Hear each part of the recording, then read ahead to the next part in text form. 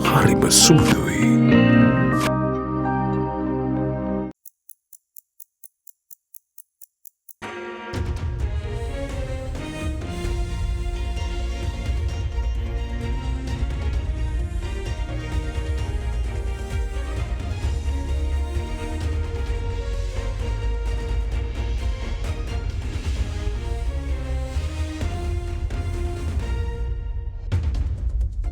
Tonight, on First at 9 this Monday, the 22nd of January 2024.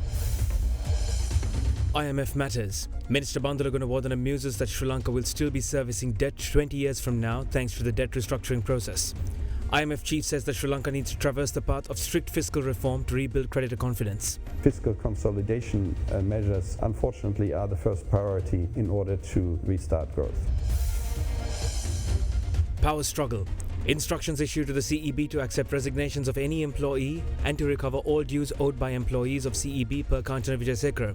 CEB unions, however, on collision course with the minister over recent interdictions as they threaten more strikes. Health financing. Finance Ministry promises to provide a solution for demands presented by trade unions of the health sector within a span of 1 month, according to the Health Minister. NCPI update. National Consumer Price Index rose to 4.2% in December, month on month per inflation statistics. ඔබේ විශ්වාසය දෙනු සෙන්සුරයින් දැන් ළඟමැති ෆාමසියෙන් ලබාගත හැක. From AdaDerana, this is AdaDerana First at 9. Live from Studio 24 in Colombo.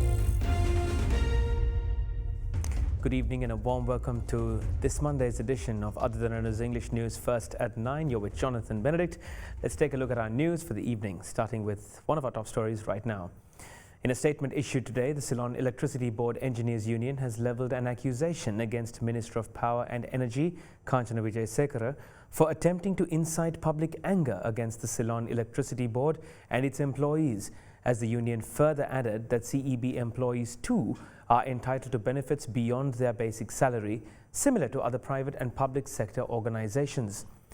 Meanwhile, addressing a news briefing today, Chief Secretary of the Ceylon Electricity Workers Union, Ranjan Jayalal, announced that plans are already afoot to launch a combined trade union action by all trade unions on the 5th of February, opposing the proposed restructure of the CEB and the recent interdiction of its employees.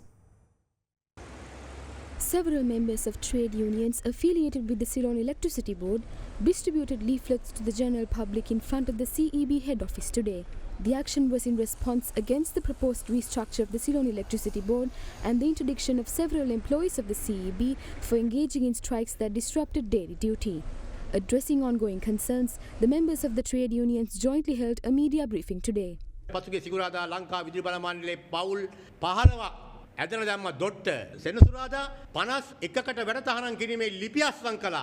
අද උදේ වෙනකොට තවත් 11 දෙනෙකුට ලිපි අත්සන් කළා වැඩතහනම් කරන්න. දැන් ආන විදුලි බල මණ්ඩලයේ සේවකයාගේ පඩියෙන් කපා ගන්න දෙන ණය ගැන කතා කරන කාංචන කියන්න ඕන ඩොලර් 179කට ගන්න පුළුවන් ගල් නගරු මෙට්‍රික් ටන් එකක් 284 අරගෙන ටොන් ලක්ෂ 63ක් ගෙන්නලා අඩු කරන්න හැකියාව තිබුණත් කිසිම උත්තරයක් නැහැ. විකනකාධිපති කියයි.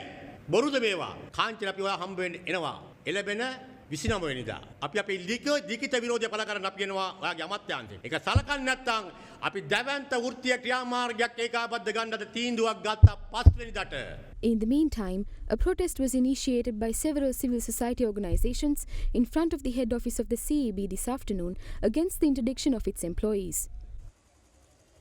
Issuing a statement in this regard, the Ceylon Electricity Board Engineers Union accused that during this challenging time, the Minister of Power and Energy, Kanchana Wijayasekara, is currently attempting to position the CEB and its employees as criminals in the eyes of the general public. Responding to a recent claim made by the minister on social media platform X, alleging that the CEB had provided financial facilities on the tune of 12 billion rupees to its employees, the CEB Engineers Union added that similar to other employees in both public and private sector institutions, including the Lanka Electricity Company and the Public Utilities Commission of Sri Lanka, the employees of CEB too are entitled to benefits separate to their basic salary.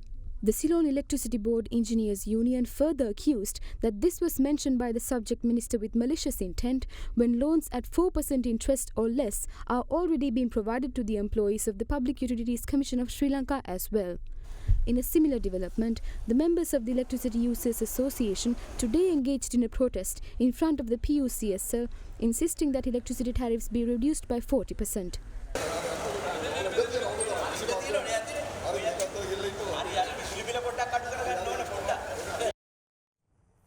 While on topic, Minister of Power and Energy Kanchana Wijesekara announced that instructions have been given to the management of the Ceylon Electricity Board to accept the resignations of any employee of the state-owned entity and to recover all dues owed to the CEB.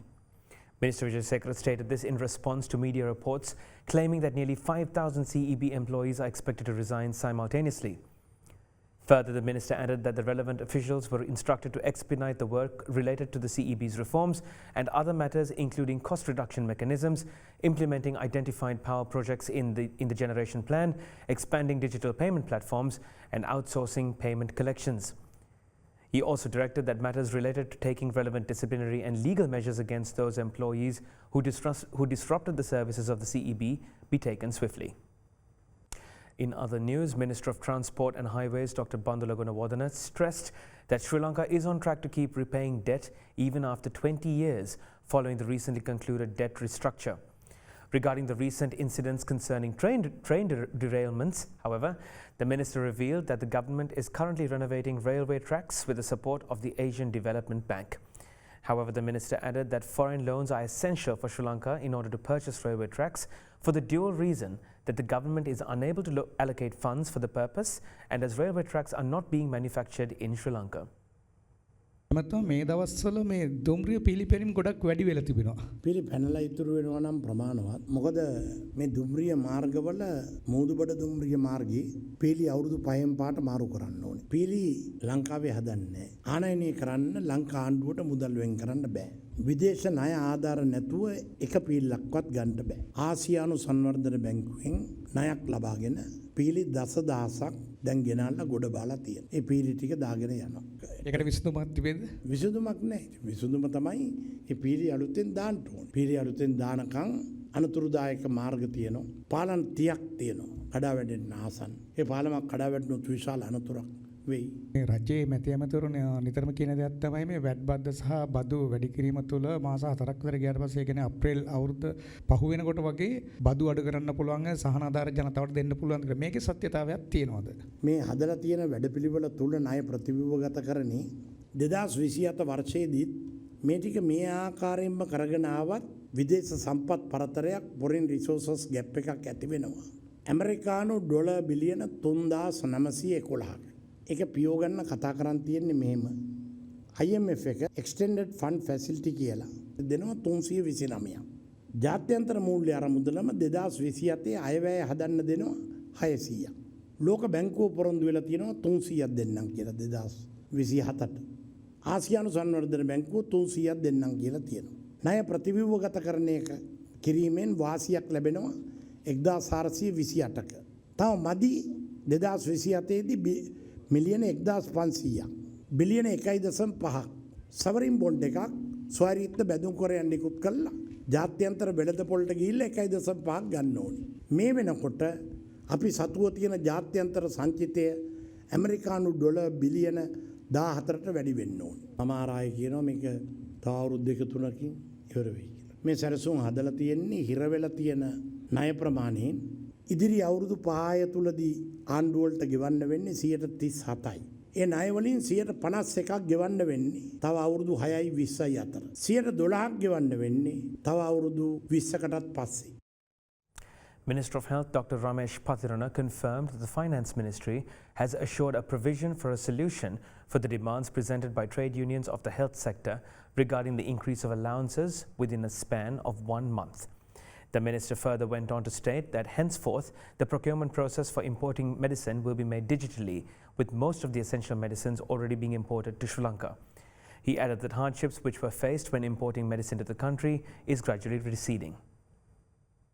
ඖෂධ හිගිය පිළිබඳව දීර්ඝ කතාබහක් රටේ තිබෙනවා. අපි අත්‍යවශ්‍ය ඖෂධ අතිමහත් ප්‍රමාණයක් රටට ආනයනය කරමින් තිබෙනවා. ඒ තිබුණු අපහසුතාවයන් ක්‍රමානුකූල මගහැරමින් තිබෙනවා අපි සඳහන් කරන්න අවශ්‍යයි. තාමත් යම් යම් ඖෂධ ප්‍රමාණයක් හිගව තිබුණත් රටේ තිබුණු අපහසුතාවයන් රසක් මගහැරමින් තිබෙනවා. මේ බලාපොරොත්තුව වෛද්‍ය සැපයුම් අංශයට මේ ප්‍රසම්පාදන ක්‍රියාවලිය විදුලි පෙනුසුළු භාවයෙන් කරන්නට අපි දැනටමත් ඒ සඳහා මාර්ගගත ක්‍රමයන් ඔස්සේ මේ ප්‍රසම්පාදන ක්‍රියාවලිය කරන්නට අවශ්‍ය උපදෙස් මොරටු විශ්වවිද්‍යාලයේත් කොළඹ විශ්වවිද්‍යාලයේත් පරිගණකඥ සම්බන්ධ කරන වැඩසටහන් ආරම්භ කරලා තිබෙනවා. ඒත් එක්කම අපි යෝජනා කළ තුරු නැවත වතාවක් National Medicinal Regulatory Authority ඖෂධ නියමන අධිකාරියටත් ලියාපදිංචි ඇතුළු කරුණු කාරණා වඩාත් විනෝද පෙනුසුළු භාවයෙන් සිදු කරන්නට අවශ්‍ය ප්‍රතිපාදන සකස් කරගෙන ඒ සඳහා මාර්ගගත ක්‍රමයක් සකස් කරන්න කියලා අපි යෝජනා කළා තිබෙනවා. හෙදියන්ගේ ඒ වගේම අනිකුත් අංශවල දීමනා ඉහළ දැමීමට කටයුතු කරනවද කොහොමද? පුද්ගල ආදායම් බදු තත්ත්වයන් ඉහළ නැංවීම හරහා පීඩාවට පත්වෙච්ච කොටස් කීපයක්ම රජය හඳුනාගෙන තිබුණා පසුගිය වසර කාලය තිස්සේ. මෙතින ඔවුන් අඛණ්ඩව මේ සම්බන්ධයෙන් ඉල්ලීම් කළ විශේෂයෙන්ම වෛද්‍යවරු සහ විශ්වවිද්‍යාල ආචාර්ය මණ්ඩල ඇතුළු කාර්ය මණ්ඩල ඒකෙන් අදහස් වෙන්නේ නැහැ අනිත් අයට ගැටලු නැtei කියන කාරණේ. ඉතින් අපි ඒහා සම්බන්ධයෙන් පසුගිය සති දෙකක කාලය ඇතුළත විවිධ සාකච්ඡා වෘත්තීය සමිති හරහා අපි සාකච්ඡා කළා තිබෙනවා. පවතින මූල්‍ය තත්ත්වය යටතේ කවර කාල සීමාවක කවර ආකාරයෙන් කොයි ප්‍රමාණයකින් මේකට විසඳුම් ලබා දිය හැකිද කියන කරුණු පිළිබඳව දැනුම් දෙන්නට මුදල් අමාත්‍යාංශයේ මාසික කාලයක් ඉල්ලලා තිබෙනවා. The health sector is one of the worst sector worstly affected by the brain drain. What is the latest update on that? And as per the statistics we have received, nearly 1,200 doctors have applied for leave and some of them have gone abroad. Out of that 1,200, some of them intend to come back again. They have gone for their foreign training actually. As per the reports, now another 2,000 to 3,000 doctors are registered for the foreign qualifying examinations. So possibly it doesn't mean that all of them will leave the country soon. It's a significant sort of a number, but the latest situation is some of the doctors, those who have gone, also some of them have come back to Sri Lanka because the situation in some of those countries are also not that good. So they intend to come back. Yet we have to ensure in the long term, we in this country we produce more doctors to meet the demand. In relation to medical officers wise on the long run, I don't think there will be a serious issue. But there is a serious concern about the number of the consultants we have. Because to produce a consultant, we take about 5 to 6 years time, including the foreign training. So if one of those consultants leave, that creates a huge lacuna in the system. So that's why we need to create a conducive environment for them to stay in Sri Lanka and do their work happily. IMF Senior Mission Chief to Sri Lanka, Peter Brewer, said that the International Monetary Fund has lent the maximum support it can offer according to the given circumstances of the country. Joining an exclusive interview on At Hyde Park with Indivari Amawatta, Brewer said that the country has to go through strict fiscal reforms in order to build creditor confidence and open the path of lending. IMF Resident Representative in Sri Lanka, Dr. Sarwat Jahan, who also joined the program, says that an IMF official is also looking into Sri Lanka's Inland Revenue Department system to improve the country's tax administration as well. There are concerns and questions that the IMF should have done more to help Sri Lanka from a $2.9 billion EFF program, that the IMF is bigger than this. So were you working within certain constraints or restrictions, or is this a tailored package for Sri Lanka that looks at the crisis and addresses it in a certain way? Doing more has many dimensions. You referred to the size of the program. The IMF went right up to the limit it could go under the circumstances. An IMF program also has a catalytic role. When the IMF is willing to provide financing, then other multilateral partners, multilateral development organizations and bilateral partners take comfort that the reforms that are needed are taking place, and then they also start providing financing. And this dynamic is something that we hope will continue in the time ahead. Now, with respect to should the reforms have been deeper, should they have been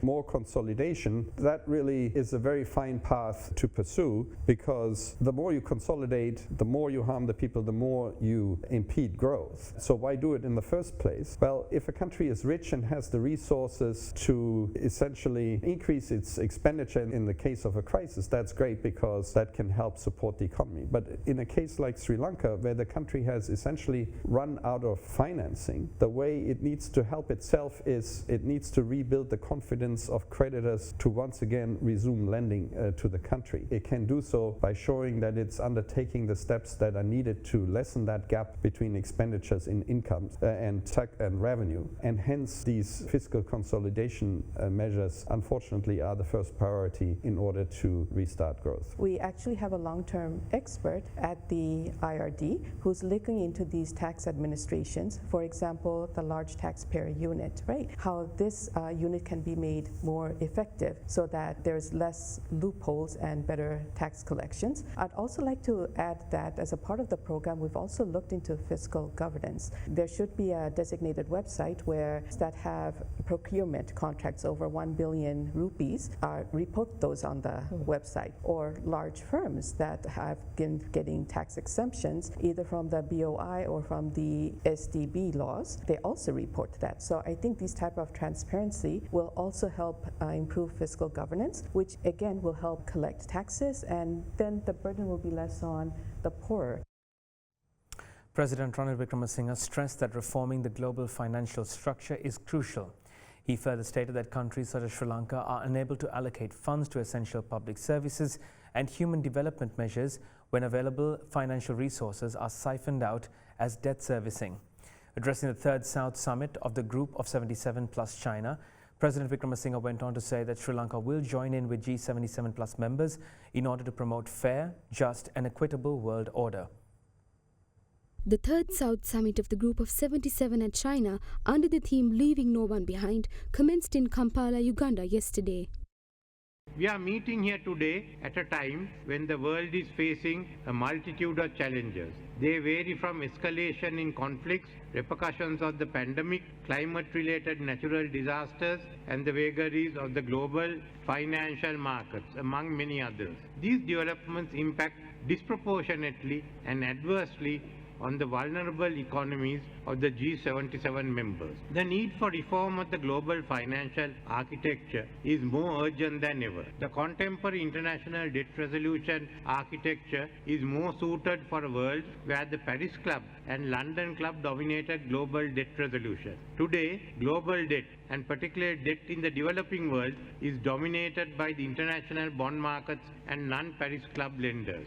When available financial resources are siphoned out as debt service, we are unable to spend on essential public services and human development measures, which in turn impacts on the SDG targets. The common framework has also been inadequate as a forum to provide speedy debt resolution. This disconnect between the architecture and reality has led to delays in resolution of recent sovereign debt distress in a large number of our countries, including my own.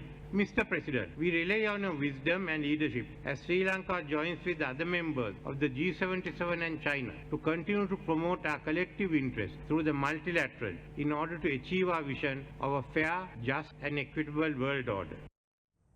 Leader of the Piviturahela Urmea and independent MP Udaya Gaman Pilla says that despite their criticism and them being deemed an opposition, the Samagi Jana Balawegaya continues to support the current economic policies of the president. With that, let's look at what transpired in the political arena today. මේ රටේ ජනතාව මුහුණ දෙන තාඩන පීඩන අභියෝග ඉදිරියේ රටේ නායකයා කරන්නේ ජනතා මුදලින් රට සවාරි යන එක. දැන් රටේ ජනාධිපතිවරයා වෙලා මාස 17යි සවාරි 18යි. වික්‍රමසිංහ රාජපක්ෂ ආණ්ඩුව කිසිම දෙයක් සිදු නොවුනාසේ තමන්ට රිසිසේ තමන්ගේ ඕනෑපාකම් සම්පූර්ණ කරගැනීමේ ගජමිතුරු යුගයකයි අද අපි ජීවත් වෙන්නේ. සමග ජනබලවේගය කියන්නේ ජනාධිපතිතුමා ෂෝක් එතුමාගේ ආර්ථික වැඩපිළිවෙල ෂෝක් කියලා. ජනාධිපතිතුමා කරගෙන යන ආර්ථික වැඩපිළිවෙල හරිනම් මොකටද එතුමාලා විපක්ෂවාදී වෙලා ඉන්නේ? ඒගොල්ලොත් ගිහලා ජනාධිපතිතුමාට එකතු වෙන්න ඕනේ. රනිල් වික්‍රමසිංහ මහත්තයා ගත්තත්, සජිත් ප්‍රේමදාස මහත්තයා ගත්තත්, අනුර කුමාර මහත්තයා ගත්තත් මේ තුන්දෙනාම යහපාලනයේ නායකයෝ. යහපාලනයේට එරෙහිව තමයි 2019 දී මේ රටේ ජනතාව ලක්ෂ 69ක ජනවරමක් දුන්නේ. මේ පාලකයන් කොච්චර අසරණද වෙලා කියනවනම් කොයි ඡන්දෙද තියන්නේ කියලා හිතා ගන්න බැරි තරමටම දෙලොවක් අතරමං වෙලා. වෙනදා එහෙම නෑ හොඳේ. දැන් මහින්ද මහත්තයා ඉන්න කාලේ මතකද? දිනවලට නෙවෙයි දිනවලට කලින් ඡන්ද තිබ්බා. ඡන්ද තිබ්බ සැනින් ගෙදර යන්න වෙනවනේ මේගොල්ලොන්ට. මිනිස්සුන්ට ඕන වෙනසක් නේ. කරු නැති ආණ්ඩුවක්. එහෙම නැතුව 20යි 24 මේ රට ගොඩ ගන්න බෑ. මේ ලාස්ට් chance. අපිට හොඳට පැහැදිලි වෙන්නේ මොකද්ද කියලා. දැන් ජාතික ජනබලවේගයකට ලැබෙන විශාල ජනතා ප්‍රතිචාරය සහයෝගය නිසා බයටපත් වෙච්ච මේ බංකොලොත් දේශපාලන කණ්ඩායම් දැන් ওই කුඩා පිරිස් පාවිච්චි කරලා රූකඩ නටවන ගතියක් පේන්න අපට තියෙනවා. ඉතින් මට කියන්න ඕනකම තියෙන්නේ නිකන් බොරුවට රස්තියදු ගහන්න අවශ්‍ය නැහැ කවුරක්වත්. ගණිකා වෘත්ති නීතිගත කිරීමේ ප්‍රතිපත්තියක් ජාතික ජන බලවේගයේ අපිට හරිය ජනතා විමුක්ති පෙරමුණ අපිට හරිය නැහැ.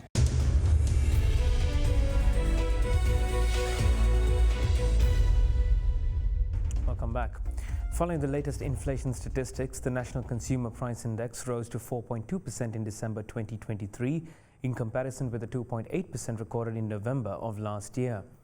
The Department of Census and Statistics said that the year-on-year inflation of the food group increased to 1.6% in December, while the year-on-year inflation in the non-food group reduced to 6.3%. The overall rate of inflation as measured by the National Consumer Price Index on a year-on-year basis increased to 4.2% in December last year compared to 2.8% recorded in last November. According to the Department of Census and Statistics, the year-on-year inflation of the food group increased to 1.6% last month from 2.2% in November 2023, while the non-food group inflation decreased to 6.3% in December last year from 7.1% recorded in last November. Meanwhile, the contribution of food commodities to inflation was 0.73% in December last year compared to the corresponding period in 2022. The contribution of the non-food commodities was recorded at 3.47% following the price increases in the alcoholic beverages, tobacco and narcotics category and the housing, water, electricity, gas and other fuels category. Moving on to stocks news, the Colombo Stock Exchange fell for its 10th consecutive session today following losses in industrial and financial stocks.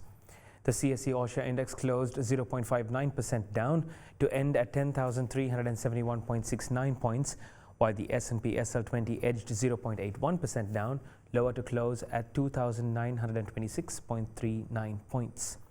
Expo Lanka Holdings PLC and John Keells Holdings PLC were the top losers on the index, falling 1.3% and 1.2% respectively.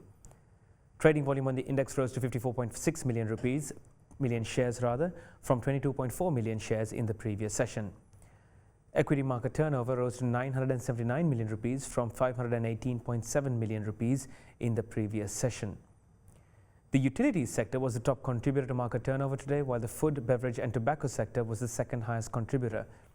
Foreign investors were net sellers offloading stocks worth 56.4 million rupees, while domestic investors were net buyers purchasing shares worth 962.5 million rupees.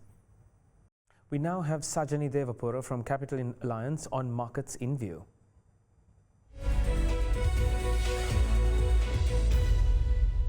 Last week, the ASPI decreased 178 points to 10,433, while the S&P 20 showed a decrease from 3,023 to 2,950. Last week's total market turnover increased to 3.4 billion rupees, rising 11.3% with comparison to the previous week, owing to an increase in foreign participation. Moving to the Treasury bill auctions, the weighted average yields for the 3-month, 6-month and 12 months Treasury bills were 13.91%, 13.83% and 12.92% respectively, showing a fall in interest rates across the board. Furthermore, at this week's Treasury bill auction, the government aims to raise 130 billion rupees with rates expected to reduce further. The Monetary Policy Board's first meeting for 2024 is being held today, and we expect the policy rates to remain constant. In the global front, in the US market, Nasdaq saw a 2.3% increase, while in commodities, oil prices climbed 0.4% to close at 78.6 USD, and gold prices increased by 1.1%, closing at $2,032 US dollars.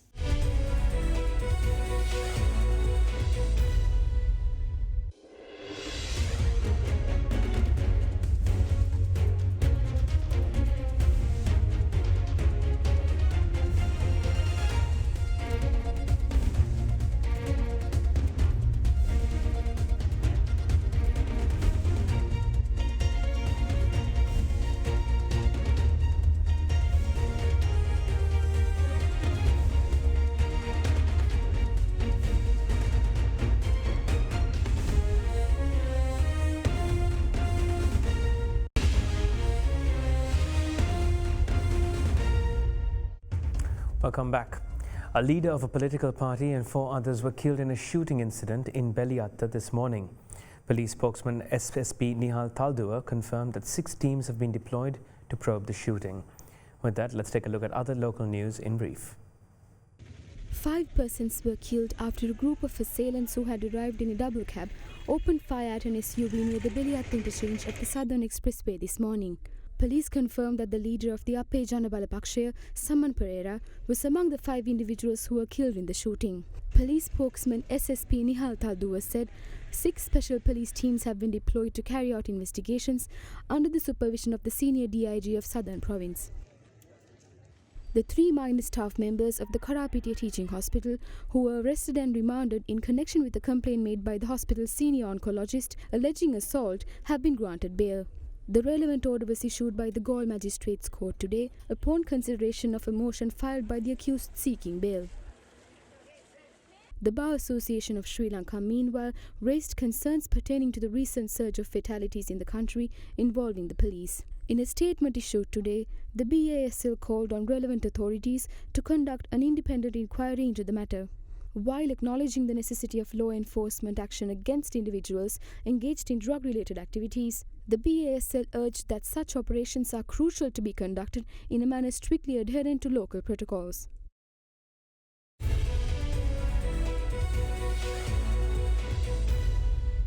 Union Bank recently announced the relaunch of its banking proposition, the Union Bank Elite Circle, providing customers with a world of privileges and luxuries for an exclusive banking experience. With that, let's take a look at today's corporate news segment for the day. In a groundbreaking move, Union Bank recently relaunched its private banking proposition, Union Bank Elite Circle, with a selection of new features tailored to the various needs of its customers. In a bid to raise awareness of the newly enhanced product, the bank further launched a campaign theme, "The Finer Things in Life Should Extend to Your Banking," providing customers with a world of privileges and luxuries for an exclusive banking experience. Additionally, Union Bank Elite Circle also offers expert advisory services on tax and legal compliance, as well as fund management through its subsidiary National Asset Management Limited. In the meantime, redefining the real estate industry, one of Sri Lanka's premier private sector banks, HNB plc, joined hands with Mulberry Holdings Private Limited, offering exclusive deals to potential homeowners and investors at Mulberry residences. This strategic collaboration was ratified at a special ceremony held at HNB Towers with HNB Deputy General Manager Retail Banking Group Sanjay Vijayamana and Mulberry Holdings Executive Director Archie Warman. HNB will ensure prospective homeowners are equipped with convenient, flexible repayment options tailored to their budgets. In other corporate news, Colombo City Holdings plc today announced the appointment of an independent non-executive director to the company. Accordingly, Nanayakar Hettige Dilush Roshantha Pereira was appointed to the position with effect from the 18th of January this year. In its corporate disclosure, the company further stated that the newly appointed director has no relevant interest in the shares of the company as at the date of his appointment.